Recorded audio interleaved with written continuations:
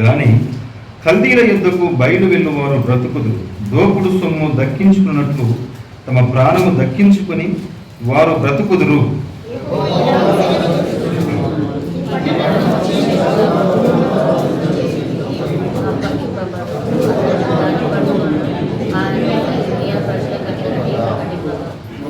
మత్తాను కుమారుడైన సేపటేయును, పశూరు కుమారుడైన గెదలియను, సెమిలియా కుమారుడైన యూకాలను, మల్కియా కుమారుడైన పాషురును వినిది గనుక ఆ ప్రధానుడు రాజుతో మనవి చేసినదేమనగా, ఈ మనుషుడు ఈ ప్రజలకు నష్టం కోరువాడే గాని క్షేమం కోరువాడు కాడు.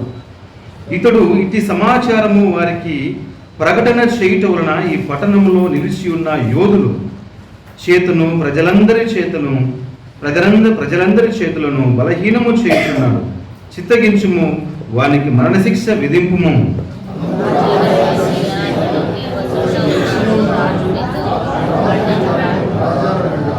వారు ఇర్మియాను పట్టుకొని కారాగృహంలో ఉన్న రాజకుమారుడు మల్కియా గోతిలోనికి దింపిరి. అందులోనికి ఇర్మియాను త్రాళ్లతో దింపినప్పుడు ఆ గోతిలో నీళ్లు లేవు, బురద మాత్రమే ఉండెను.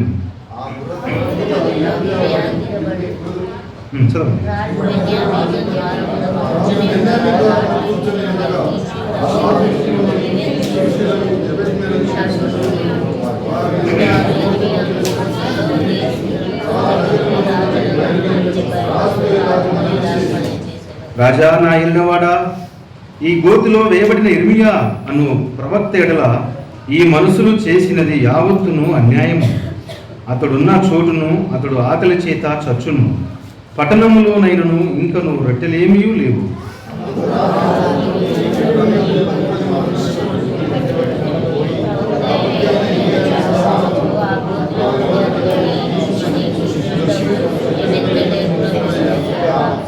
ఎబెదెమెలెకు ఆ మనుషులను పట్టుకొని వెంటబెట్టుకొని రాజనగరు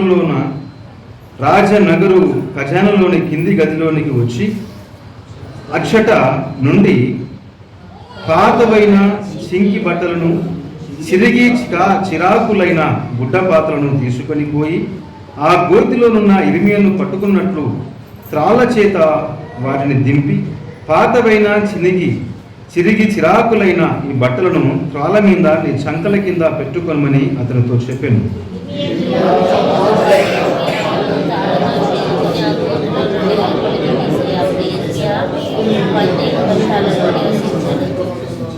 దేవునికి స్తోత్రము కలుగాక. అలా చదువుతూ ఉంటే కొంచెం మనసంతా ఆ సందర్భం మీద ఉంటుంది.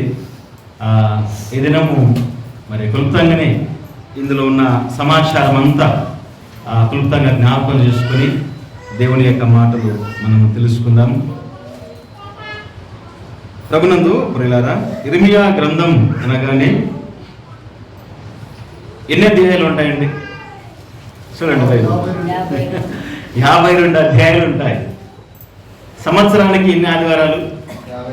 52.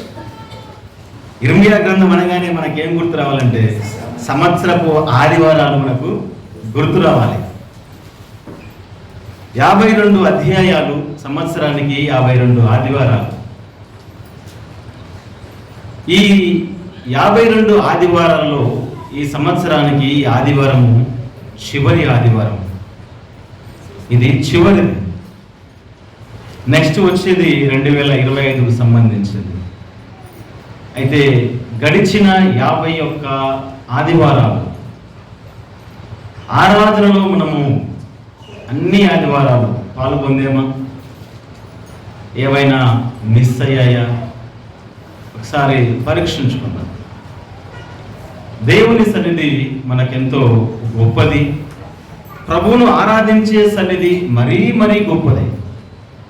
చనిపోయిన తర్వాత ప్రభువుతో మనము నిత్యము ఆయన యొక్క స్వభావము, ఆయన యొక్క గుణగణాలు, ఆయన యొక్క తేజో మహిమ, ఆయన గురించి పొగుడుతూ ఉండేదే మన పని. కాబట్టి ఈ సంవత్సరంలో 52 ఆదివారాలు మనకు ఉండగా ఇందులో మనము ఏవైనా తప్పిపోయామా?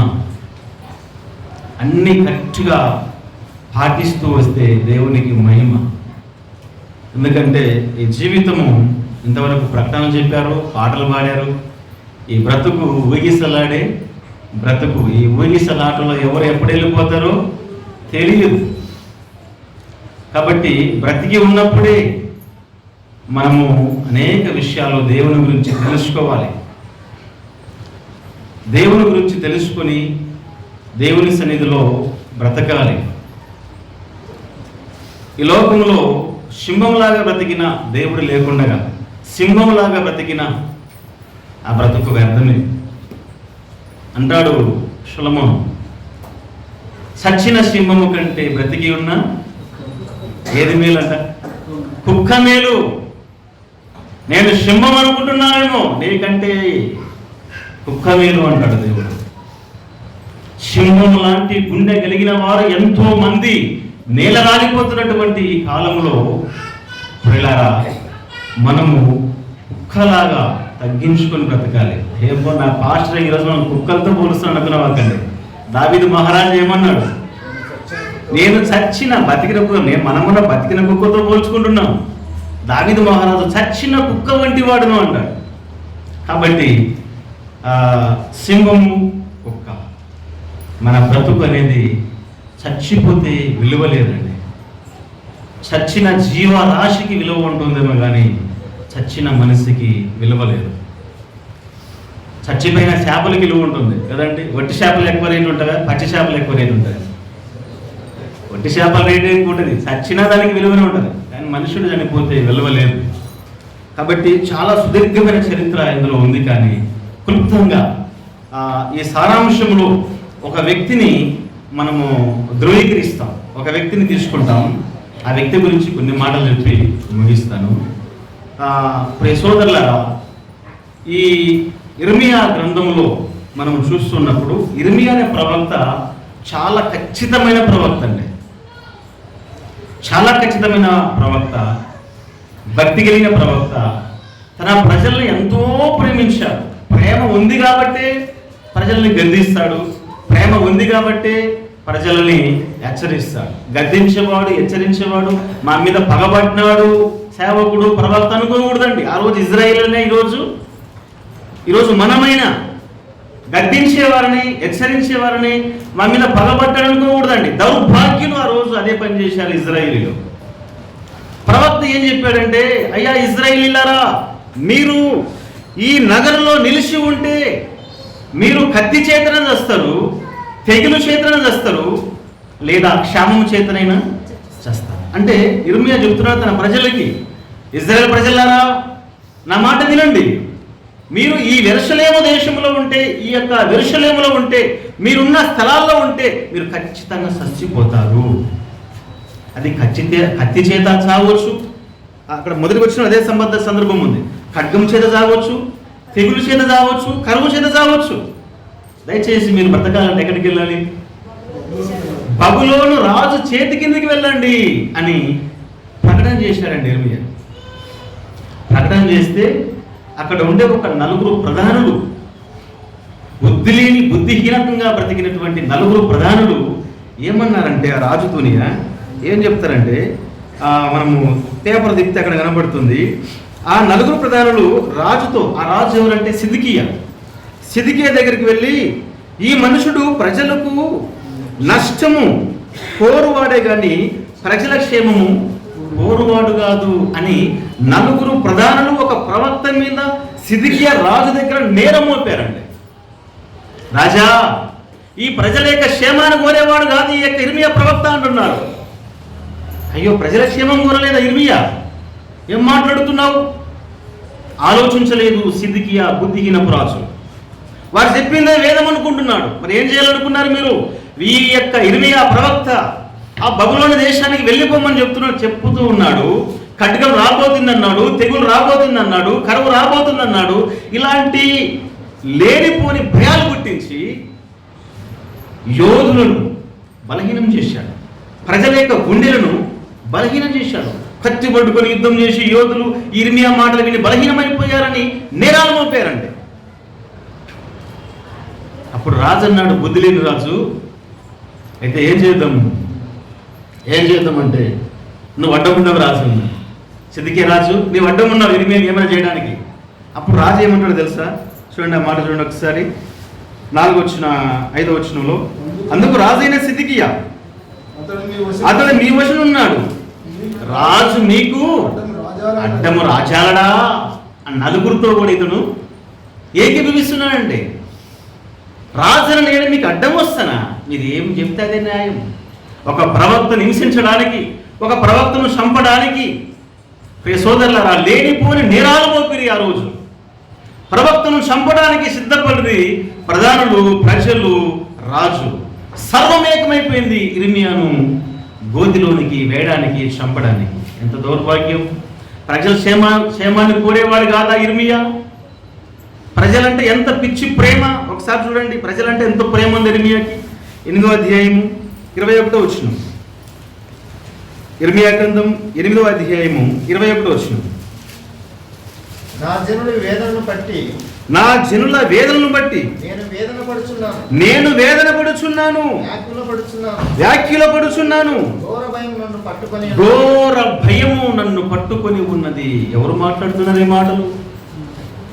ఇర్మియా మాట్లాడుతున్నారండి. నా ప్రజలను బట్టి నేను వ్యాఖ్యలు పడుతున్నాను, నేను వేదన పడుతున్నాను. యాక్చువల్గా వేదన వాడికి రావాలి, వేదన ప్రజలకి రాబోతుంది, భయము ప్రజలకి రాబోతుంది. ఆ ప్రజలు భయపడకూడదు, ఆ ప్రజలు వేదన పాలు కాకూడదు. నేను భయపడుతున్నాను అని తన ప్రజల విషయంలో ఇర్మియా మాట్లాడుతున్నాడు. ఎంత ప్రేమ తన ప్రజల పట్ల! నా జనాంగము ఆ బబులోను చేతిలో పడి భయపడకూడదు, వారు వేదన పాలు కాకూడదు, నేను భరిస్తా బాధ అని తాను భరిస్తున్నాడు. ఎంత ప్రేమ ఉంది ప్రజలంటే! 9వ అధ్యాయం 1వ వచనం కూడా చూడండి. నా జనులలో హతమైన వారి గురించి నేను దివారాత్రము కన్నీరు, నా తల జలమయమైన కన్నీరు విడిచినట్లు నా తల జలమయముగాను, నా కన్ను కన్నీళ్లు ఊటగాను ఉండునుగాక. ఆ బాధ రాలేదు ఇంకా, కానీ తానే బాధపడుతున్నాడు. హతమైన వారి గురించి అది సంభవించబోయేది తెలుసు ప్రవక్తలకి. ప్రవక్త అనగానే దేవుని యొక్క ప్రతినిధి. సంభవించబోయే సంఘటనలు దేవుడు వారికి బయలుపరుస్తాడు. ఆ సమాచారం విని ఇతడు మొదలుగానే ఏడుస్తున్నాడు ఇర్మియా ప్రవక్త. తన ప్రజల యొక్క స్థితిగతులు చూసి ఏడుస్తూ ఉంటే ఈ బాధ వారికి అర్థం కాలేదు. ఇజ్రాయేలులకు, ఆ రాజుకి అర్థం కాలేదు. ఎంత ప్రేమ ఉందో చూడండి. 13వ అధ్యాయము 17వ వచనం. ఇర్మియా గ్రంథం 13వ అధ్యాయం 17వ వచనంలో, అయినను మీరు ఆ మాట విననున్న ఎడల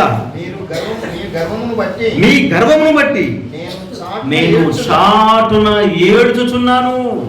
ఎంత ప్రేమ ఉంటే ఏడుస్తున్నాడు ఇర్మియా. ప్రియ సోదరులారా, ఎంత ప్రేమ ఉంటే ఏడుస్తున్నాడు. తన ప్రజలు ఎంత ప్రేమ ఉంటే కన్నీళ్లు గారుస్తున్నాడు, వేదన పడుతున్నాడు. ఒక సేవకుడు, ఒక ప్రవక్త తన ప్రజల పట్ల ఇలాగూ ఉంటారు. దేశంలో ఈ రోజైనా ఆ రోజైనా ఒక సేవకుడు ప్రజలకు సేవ చేస్తున్నప్పుడు, దేవుని సేవ జరిగిస్తున్నప్పుడు ప్రజల యొక్క భారాన్ని గుండెల్లో పెట్టుకొని ప్రార్థన చేయడం, వారికి హెచ్చరికలు ఇవ్వడం, గద్దించడము, ఏడ్చడము, భారంగా మూలుగడం, ఇవి జరుగుతూ ఉంటాయి. కానీ ఇజ్రాయేలులకు ఈ బాధ అర్థం కాలేదు. ఈ బాధ అర్థం రాబోతున్నటువంటి విపత్తు గురించి చెబితే ఆ ప్రజలు రకరకాలుగా మాట్లాడుతున్నాడు. అయ్యా సిద్కియా రాజా, ఈ ఇర్మియా అనేవాడు మన దేశం మీదకి బబులోను రాజు వస్తాడని చెప్తున్నాడు.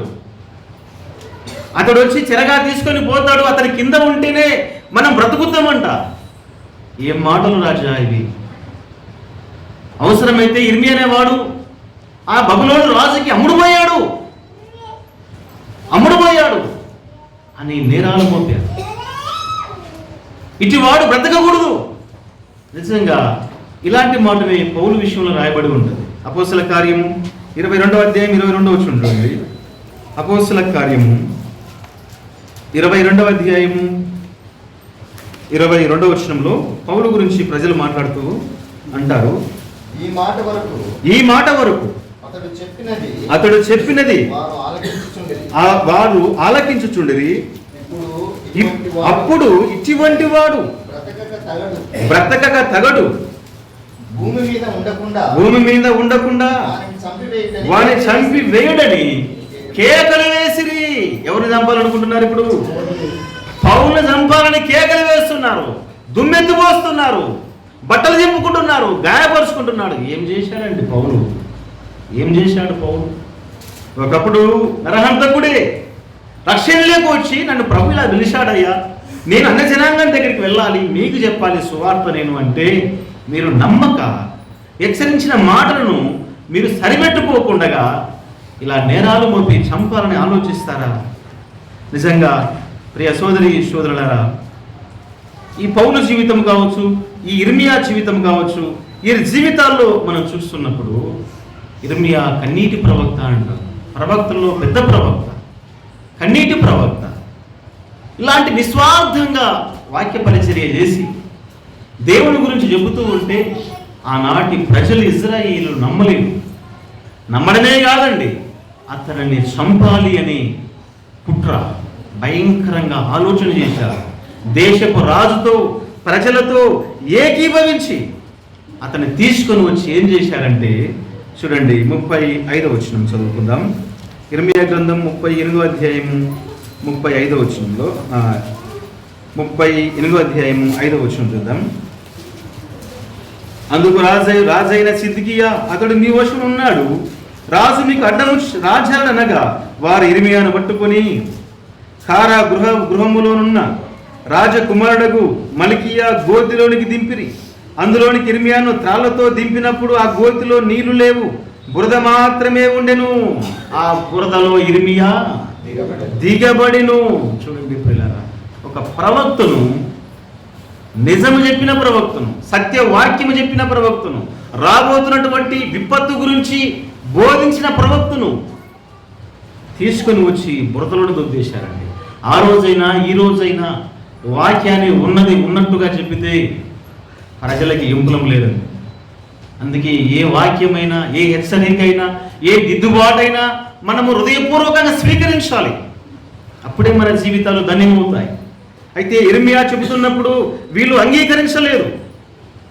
అంగీకరించక అతను తీసుకొని వచ్చి బురదలోనే దింపేశారండి. బురదలో నీళ్లు లేవు, తినడానికి తిండి లేదు, అక్కడ సహాయం చేసేవారు లేరు. దింపిరి గోతిలోనికి. ఆ గోతి ఎంత లోతు ఉందో రాయబడలేదు. ఆ గోతిలో ఉండిపోయాడు ఇర్మియా. ఎవరు రక్షించాలి ఇప్పుడు? ఒక సేవకుడు అంత కష్టతరమైన సేవ ఇరుకుల్లోనికి వెళ్ళిపోయాడు, ఇబ్బందుల్లోనికి వెళ్ళిపోయాడు. ఎవరు కాపాడాలి? నిజంగా అలాంటి క్రిటికల్ సమస్య తన ప్రజలు, తన రాజు, తన దేశము వారే అంత నీచకార్యం చేసి ఇర్మియాను ఆ గోతిలోనికి దించేస్తే ఎవరు కాపాడాలి? ఎవరు వస్తారని కాపాడడానికి? ఎవరు రారు. ఆయన నమ్ముకున్నటువంటి దేవుడే ఆయనకు సహాయుడు. ఏం చేశాడంటే కింది భాగం చూడండి, 9వ వచనం. రాజా నా ఏలినవాడా.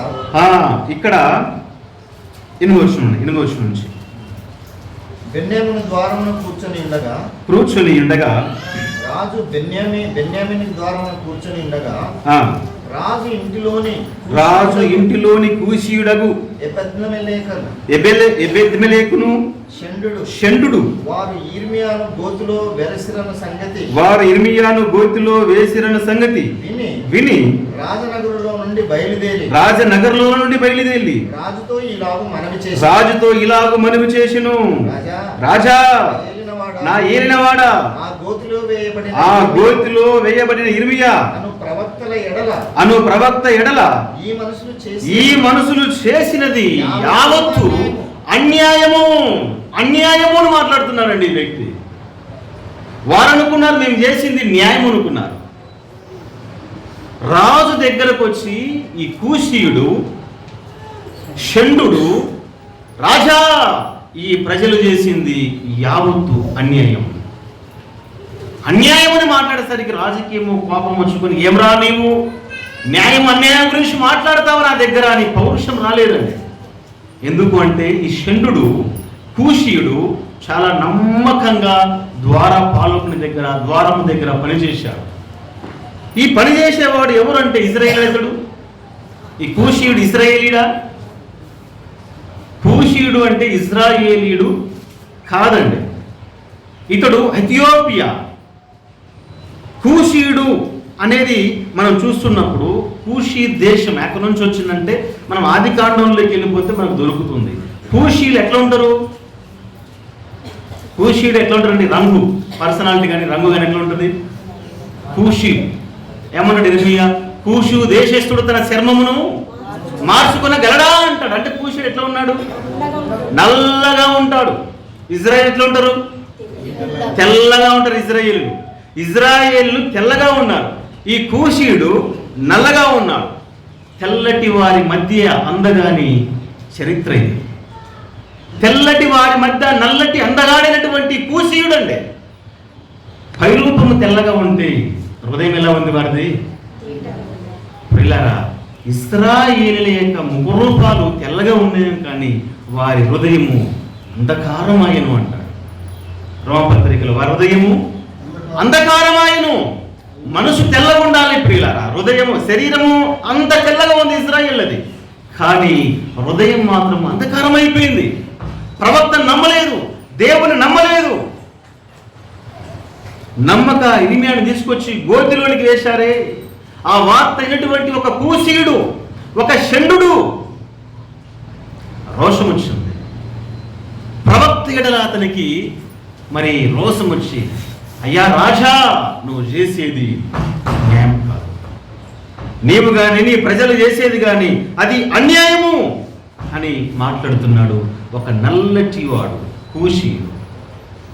కూషు ప్రజలు ఎలా ఉంటారంటే నల్లగా కాలిన చర్మంలాగా వాళ్ళు ఉంటారు.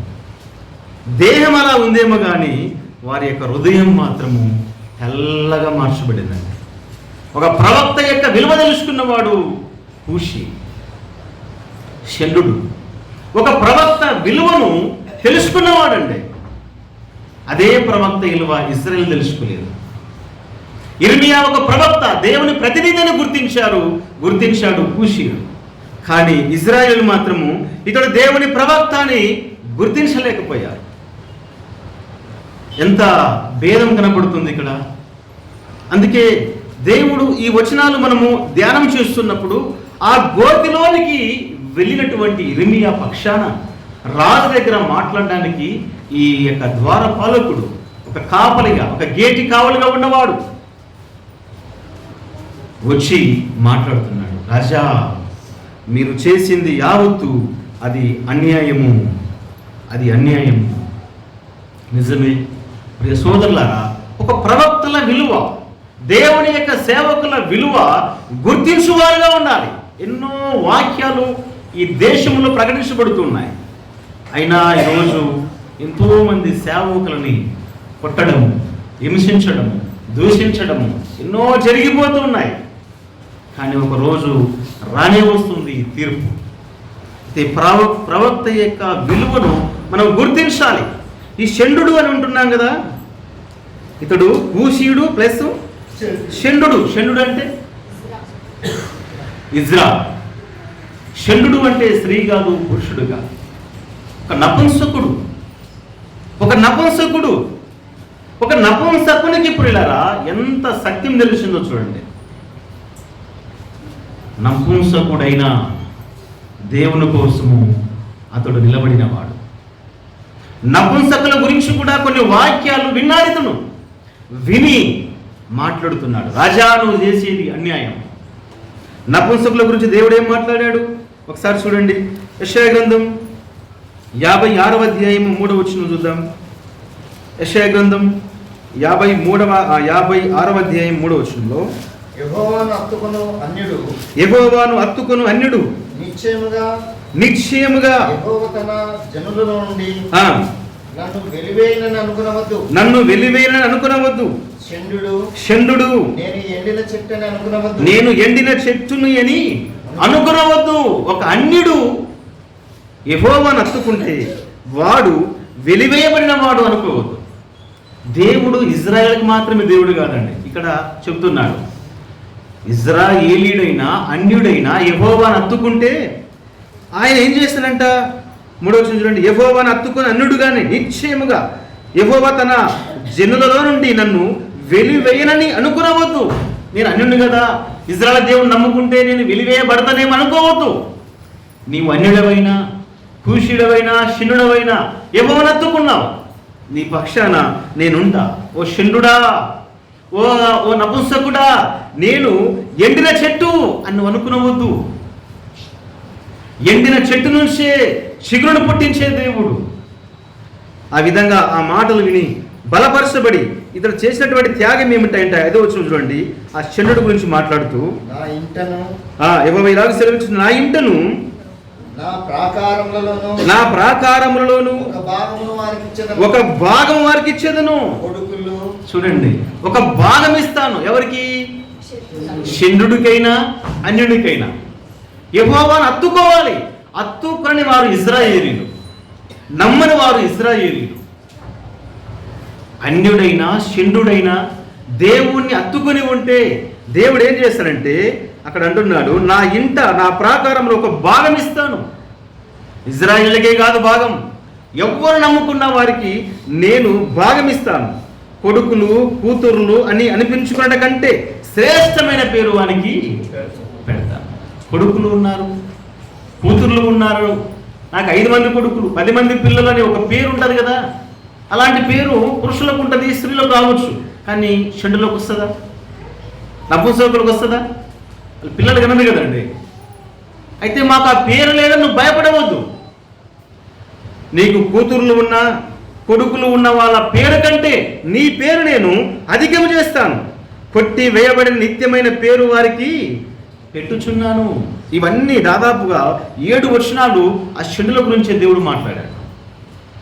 నిజంగా ఇలాంటి మాటలు విన్నటువంటి ఈ కూషీయుడు ప్రవక్త దగ్గర పనిచేస్తూ, రాజు దగ్గర పనిచేస్తూ ప్రవక్త పక్షాన మాట్లాడుతున్నాడు. రాజా, సిద్కియా రాజా, నువ్వు చేసేది అన్యాయం, నువ్వు చేసేది అన్యాయం అని మాట్లాడితే అతని నమ్మకాన్ని బట్టి ఆ సిద్కియా ఏం చెప్పాడంటే చూడండి, 10వ వచనం చూద్దాం.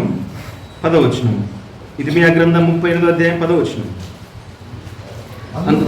అందుకు రాజు, నీవు ఇక్కడ నుండి 30 మంది మనుషులను వెంటబెట్టుకొని పోయి 30 మంది మనుషులను వెంటబెట్టుకొని పోయి ప్రవక్త అయిన ఇర్మియా చావకమునుకు ఆ గోతిల నుండి అతన్ని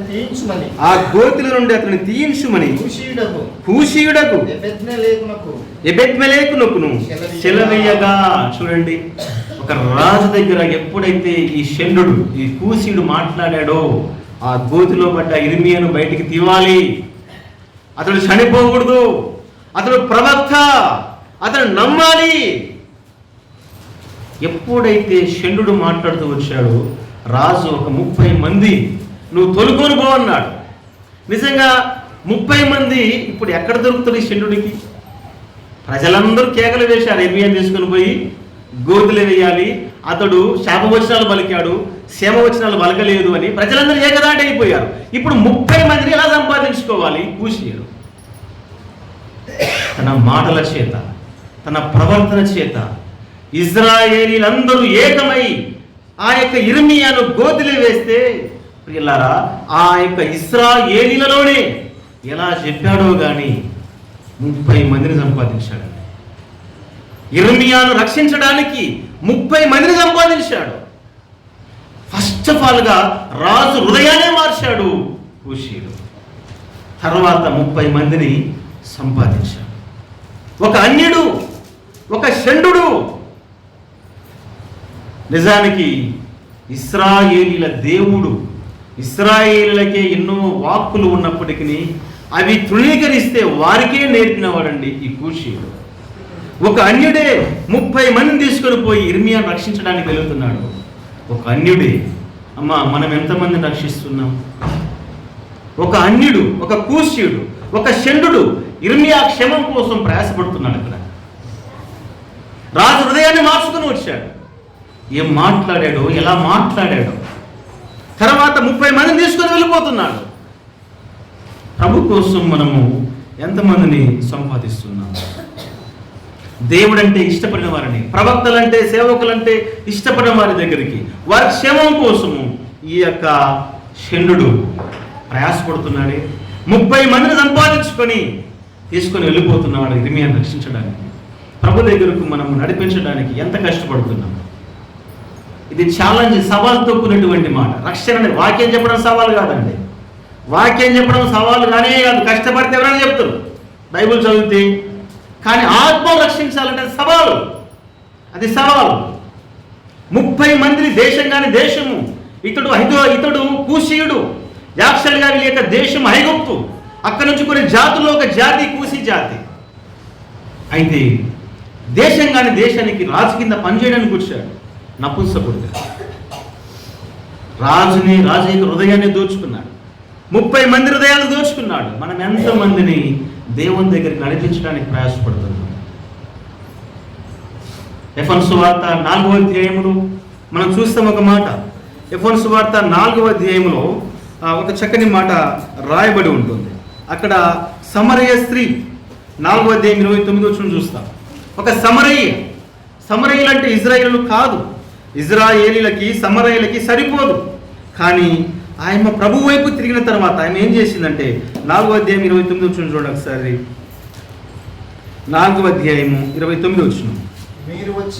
మీరు వచ్చి నేను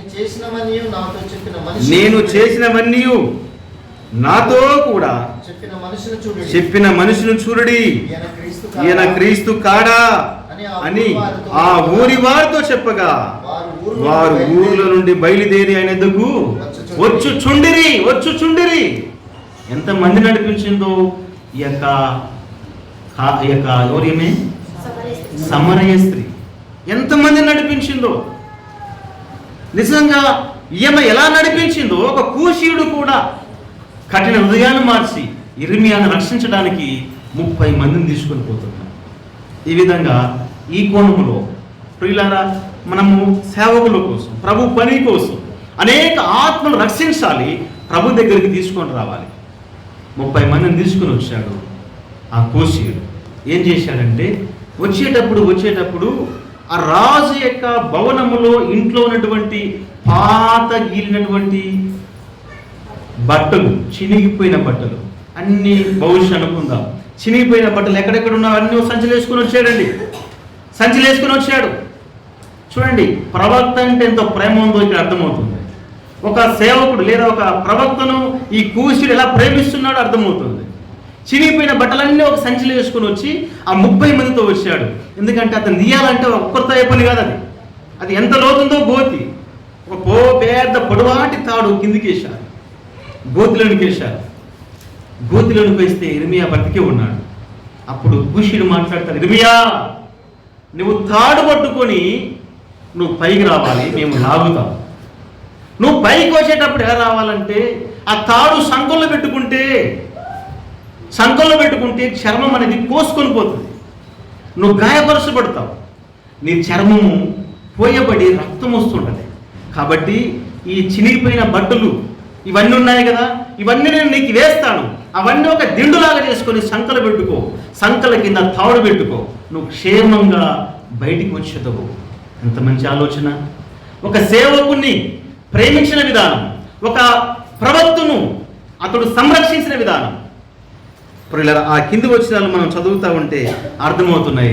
ఆ చినిగిపోయిన బట్టలన్నీ గోతిలోనికి వేస్తే అవన్నీ దిండుగా చేసుకుని సంకలు పెట్టుకుంటే వేసిన తాడు అలా సంకలు పెట్టుకొని పట్టుకుంటే పైకి లాగుతూ వచ్చారు. సేవకుని ప్రవక్త యొక్క చర్మము ఆ తాడు కోస్తది అని గ్రహించిన వాడు కూషీయుడు, అతని క్షేమాన్ని కోరినవాడు. ప్రియ సోదరులారా, ఇలాంటి స్వభావం మనలో కూడా ఉండాలండి, మనలో ఉండాలి. దేవుని పని కోసం ఇలాంటి మంచి మనసు కలిగి ప్రభు పనిలో మనం ఉండాలి. ఎవరో అన్యుడు, కూషీయుడు, షండు, ఇతని గురించి ఈరోజు మనం మాట్లాడుతున్నామంటే ప్రియ సోదరుల, అతడు పడిన ప్రయాస ఎంతో. ఆ బట్టలన్నీ తీసుకొని వచ్చి ఆ గోతిలోనికి వేస్తే అతడు దిండుగా చేసుకుని సంకోల్లో పెట్టుకొని తాడు పట్టుకుంటే పైకి లాగుతూ వచ్చారు. క్షేమంగా గడ్డ మీదకి వస్తే ఇర్మియాను తీసుకుని పోయి మరొక గృహలో ఉంచున్నారు. ఇది సందర్భం. అయితే చూడండి, ఇంత ప్రయాసపడ్డాడు కదా ఈ షండు, ఈ కూషీయుడు, ఇంత ప్రయాసపడ్డాడు కదా. ప్రయాసపడితే అతని ప్రయాస ఎవరు చూశాడో తెలుసా? సిద్కియా రాజు చూడకపోయినా, దేశ ప్రజలు చూడకపోయినా, అతని ప్రయాస దేవుని కోసము, ప్రజల కోసము, సేవకుని కోసము అతడు పడిన ఆరాటము ఎవరు చూశారంటే ఆకాశమందున్న దేవుడు చూశాడు. ఒక మాట చూడండి, ఇర్మీయా గ్రంథం రెండవ దినవృత్తాంతముల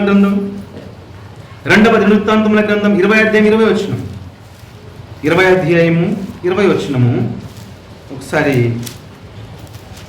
గుర్తు చేసుకుందాం. చివరి మాటలు యూదా వారలారా నుంచి చదువుదాం. 2వ దినవృత్తాంతములు 20 అధ్యాయం 20 వచనం. యూదా వారలారా, యెరూషలేము కాపురస్తులారా, నా మాట వినుడి. మీ దేవుడైన యెహోవాను నమ్ముకొనుడి, అప్పుడు మీరు స్థిరపరచబడుదురు. చాలండి. ఆయన ప్రవక్తలను నమ్ముకొనుడి, అప్పుడు మీరు కృతజ్ఞతలగుదురు. ఎవరు నమ్ముకున్నామంటున్నాడు దేవుడు? ఎవరు నమ్ముకున్నామంటున్నాడు? ఫస్ట్ ఆఫ్ ఆల్ గా నన్ను నమ్మండి, తర్వాత ప్రవక్తలు నమ్మండి, దేవుని ప్రతినిధులను నమ్మండి. నమ్మమని దేవుడు వీరికి చెబుతూ ఉన్నాడు. కానీ నమ్మారా ఇజ్రాయేలీలు?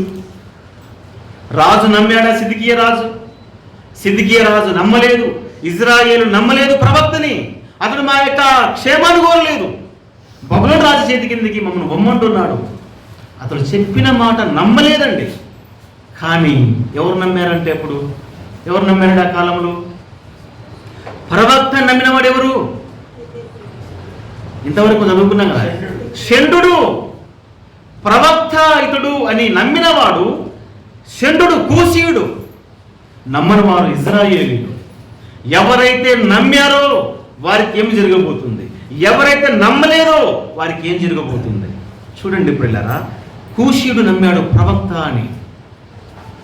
నమ్మిది ఏం జరిగిందంటే, దేవుడు ఇర్మియా బయటకు వచ్చిన తర్వాత ఇర్మియాతో దేవుడు ప్రత్యక్షమై మాట్లాడుతున్నాడు. ఏమని మాట్లాడుతున్నాడు? ఇర్మియా గ్రంథం చూడండి ఒకసారి. ఇర్మియా గ్రంథము ఒకసారి చూద్దాము. ఇర్మియా గ్రంథం 39వ అధ్యాయము 18వ వచనం. 39వ అధ్యాయం 18వ వచనం చూడండి. నీవు నన్ను నమ్ముకొంటివి గనుక తీయండి, ఆ మాట అందరూ తీయండి. 39:18 వచనం. నీవు నన్ను నమ్ముకుంటివి కనుక నిశ్చయముగా నేను నిన్ను తప్పించెదను. నీవు ఖడ్గము చేత పడవు. దోపుడు సొమ్ము దక్కించుకున్నట్లు నీ ప్రాణమును నీవు దక్కించుకుందువు. ఇదే యెహోవా వాక్కు. ఎవరు చెప్పాడు ఈ మాట అంటే? ఇర్మియా. ఎవరు చెప్తున్నాడు? షండు చెప్తున్నాడండి ఈ మాట. ఇర్మియా ఒక కూషీయుడైనటువంటి షండు చెబుతున్నాడు. ఓ కూషీయుడా, షండు, ఓ నపుంసకుడా, నీవు నన్ను నమ్ముకుంటివి, నిశ్చయముగా నేను నిన్ను తప్పిస్తాను. ఎంత మంచి మాట. ప్రవక్తను నమ్మాలి, దేవుని నమ్మాలి. నమ్మితే దేవుడు తప్పిస్తాడు. నిజంగా రోజు ఏం జరిగింది అంటే, ప్రవక్త మొదలు చెప్పాడు కదా, బబులోను దేశపు రాజు రాబోతున్నాడు, మీరు అతని కిందికి పోండి, క్షేమంగా ఉంటారంటే వినలేదు. సిద్కియా రాజు, 9 ప్రధానులు, దేశ ప్రజలు నమ్మలేదు. నమ్మినటువంటి వాడు తప్పించబడుతున్నాడు. నమ్మని వారు ఏమైపోయారంటే, రాజుల గ్రంథము 2వ రాజుల గ్రంథం 25వ అధ్యాయం చూడండి, 7వ వచనం. 2వ రాజుల గ్రంథం 25వ అధ్యాయం 1 నుంచి 7 వచనాల చరిత్ర ఉంటుంది. 7వ వచనం మాత్రం మనం చదువుకుందాం. సిద్కియా చూచుచుండగా వారు అతని కుమారులను చంపిరి. సిద్కియా కన్నులు ఊడదీయించి ఇత్తడి సంఖ్యలతో అతన్ని బంధించి బబులోను పట్టణమునకు తీసుకొని పోయిరి. రాజుని ఇప్పుడు ఎట్ట తీసుకుపోతున్నారంటే, ప్రియులారా, రాజు కన్నులు ఊడదీయక ముందే అతని కన్నుల ముందర అతని పిల్లల్ని, ఎంత దారుణం చూడండి. ప్రవక్తలు నమ్ము, దేవుని నమ్మాలి, ప్రవక్తలు చెప్పే మాటలు నమ్మాలి. అయ్యో, సిద్కియా రాజు నమ్మలేదు. ఆ బాధ ఏందో ఒక్కసారి అక్కడ చెబుతున్నాడు. కన్నులు పెరగక ముందే అతడు చూస్తుండగా అతని పిల్లల్ని చంపేశారు. ఎందుకంటే చూడాలి, నీ పిల్లలు చనిపోయి నువ్వు చూడాలి. ఆ పిల్లలు చంపేసినాక అతని కనులు ఊడబెరికారు. ఇత్తడి సంఖ్యల చేత బబులోను దేశానికి తీసుకొని పోయారు. ఆ రోజు సిద్కియా రాజే కాదు, అనేకులు ఆ యొక్క బెర్షలేం పట్టణాన్ని ఆ నెబుకద్నెజరు వచ్చి అగ్గిపెట్టి అంటించేశాడండి. చాలామంది హతులైపోయారు. ప్రవక్త మాట విన్నింటే సిద్కియా కళ్ళు కూడా వెరికేవారనా? దేశ ప్రజలు ఆ యొక్క అగ్ని చేత కాల్చబడేవారేనా? కాల్చబడరు కదా. ఎందుకు కాలిపోయింది? ఎందుకు రాజు యొక్క కళ్ళు ఊడబెరికారు అంటే ప్రవక్తను నమ్మలేదు, యెహోవాను నమ్మలేదు, ప్రవక్తను నమ్మలేదు. ప్రియ సోదరి సోదరులారా, ఇది కనుల ముందర అంటే మనం చదువుతూ ఉన్నప్పుడు జరిగిన చరిత్ర ఇది. మనం వింటూ ఉన్నాం, మనం చదువుతూ ఉన్నాం. ప్రవక్తల మాట వినాలి, దేవుడి మాటలు అవి. అజాగ్రత్త వద్దు, నిర్లక్ష్యం వద్దు, పెడచెవి పెట్టవద్దు. ఇవి బుర్రకథ కాదు, కట్టుకథ కాదు, కల్పిత కథ, అంతకంటే కాదు. మన జీవితంలో సంభవించబోయే సంఘటనలు ఇది. దేవుడి మాట వినాలి. ఆ రోజు వినని వారు నాశనం అయిపోయారు. సిద్కియా కావచ్చు, అతని ప్రజలు కావచ్చు. ఆ రోజు ప్రవక్త మాట విన్నవాడు షండు అంటున్నాడు కదా, నీవు నన్ను నమ్ముకుంటేవి కనుక నేను నిన్ను తప్పిస్తాను. తప్పించబడ్డాడండి. ఆ భయంకరమైన ఖడ్గము చేత తప్పించబడ్డాడు కూషీయుడు. అగ్ని చేత కాల్చబడుతూ ఉంటే పట్టణము, అందులో నుంచి తప్పించబడ్డాడు కూషీయుడు. దేవుని సేవకులను ప్రేమించి ఆయన నమ్ముకుంటే ప్రియులారా, ఆయన ఏ ఆపద వచ్చినా, ఏ కష్టం వచ్చినా ఆయన తప్పించడానికి సమర్థుడు. అంటాడు ఎబ్రీ పత్రికలో 6వ అధ్యాయం 10వ వచనంలో, నా నామమును బట్టి మీరు చేసిన మేలు మరుచుటకు దేవుడు మర్చిపోడండి. నీకు ఆపద వచ్చినప్పుడు, కష్టం వచ్చినప్పుడు, ఇర్మియాకు ఆపద వచ్చింది, కష్టం వచ్చింది, ఒక మేలు చేశాడు షండు. దేవుడు మర్చిపోయాడా? బబులోను దేశం నుంచి నెబుకద్నెజరు వచ్చి పట్టణాన్ని ముట్టడించినప్పుడు, కరువు చేత, క్షామము చేత, ఖడ్గము చేత, అగ్ని చేత తగలబెడుతున్నప్పుడు దేవుడు మరవక ఆ యొక్క కూషీని ప్రాణాలతో బయటికి తీసుకుని వచ్చారు. నా నామం పేరట ఒక గ్లాస్ మంచినీళ్ళు ఇస్తే కూడా మీరు ఫలాన్ని పోగొట్టుకోరు. ఇంత కష్టపడ్డ కూషీనికి దేవుడు ఎంతో మేలు చేసి తన ప్రాణాన్ని బ్రతికించాడు. నిజమే, ఇంకా చాలా విషయాలు ఉన్నాయి. కానీ ప్రియ సోదరులారా, ఈరోజు ఈ జీవితము ఇది ఇలాగనే మనకు శాశ్వతం కాదు. ఈ లోకం మనకు శాశ్వతం కాదు. ఈ పంచభూతములు మహావేంద్రములతో ఒకరోజు లయమైపోతున్నాయి. పేతురు పత్రికలు రాయబడి ఉన్నాయి. భూనివాసి, నీ మీదకి భయం వచ్చెను. భూమి కేవలము అటు ఇటు ఊగుతూ ఉంది. భూమి తొలగలైపోతుంది, భూమి కాలిపోతుంది. నీ మీదకి భయము వచ్చెను, నీ మీదకి భయము వచ్చెను. ఇవి రాబోతూ ఉన్నాయి. నమ్ము, ఇవి దేవుని మాటలు నమ్ము, విశ్వసించు. ఆ కూసిని వలె తప్పించబడాలి. నమ్మకపోతే, విశ్వసించకపోతే ఇశ్రాయేలు ప్రజల వలె, సిద్కియా రాజు వలె పతనమే ప్రియులారా. అయితే ఈ సమయమందు జరగబోయే సంగతులు చాలా ఉన్నాయి. ప్రియ సోదరులారా, ఈ దినాలు ఇవి చాలా చెడ్డ దినాలు. చెడ్డ దినాలంటే పాపము పెరిగిపోయింది. లోకములో నీతికి రవంతయు స్థానము లేదు. ఏ వ్యక్తిని పరీక్షించినా ప్రియులారా మంచివాళ్ళు, స్వార్థం. అందుకే దేవుణ్ణి నమ్మండి, ఆయన ప్రవక్తలు నమ్మండి, రాబోతున్న విపత్తు చెబుతూ ఉండగా నమ్మండి, యేసయ్యను నమ్మండి, ఆయన నమ్మండి అని చెబుతున్నాడు. ఎఫెసీయుల సువార్త 14:1 వచనంలో, మీ హృదయాలు కలవరపడనీయకండి, నా యందు విశ్వాసం ఉంచండి, నా యందు నమ్మండి, నన్ను నమ్మండి అంటాడు ప్రభుల వారు. యేసు ప్రభువును నమ్మితే భయంకరమైన కష్టకాలము ఈ భూమి మీదకి శ్రమకాలము రాబోతూ ఉండగా ఆ శ్రమల నుండి తప్పించబడే అవకాశం అది ఇప్పుడే ఇవ్వబడుతూ ఉంది. రాబోయే శ్రమల నుంచి తప్పించబడాలంటే ఉన్న పాటున, ఉన్న చోటున ఈ మాటలు విశ్వసించి నీ హృదయంలో యేసు ప్రభువుల వారిని విశ్వసించు. ప్రభువా, నేను పాపిని, నా పాపమును క్షమించు. తెలిసి తెలియక ఇంతకాలం నీవు లేని జీవితం జీవించాను, నా పాపాన్ని ఒప్పుకుంటున్నానని చిన్న ప్రార్థన నీ హృదయంలో చేసుకో. చూచుతున్న దేవుడు నువ్వు చేసిన ప్రార్థన విని నీ పాపాన్ని ఆయన తీసివేస్తాడు. మారు మనసు పొంది బాప్తిసం పొంది రాబోతున్న ఉగ్రత నుంచి తప్పించబడాలని ఈ మాటలు తెలియపరుస్తూ ముగిస్తున్నాను. దేవుడు ఈ మాటలు దీవించి ఆశీర్వదించుగాక. వరకు దేవుని వాక్యాన్ని పొందున్నాము. దేవుని నమ్మిన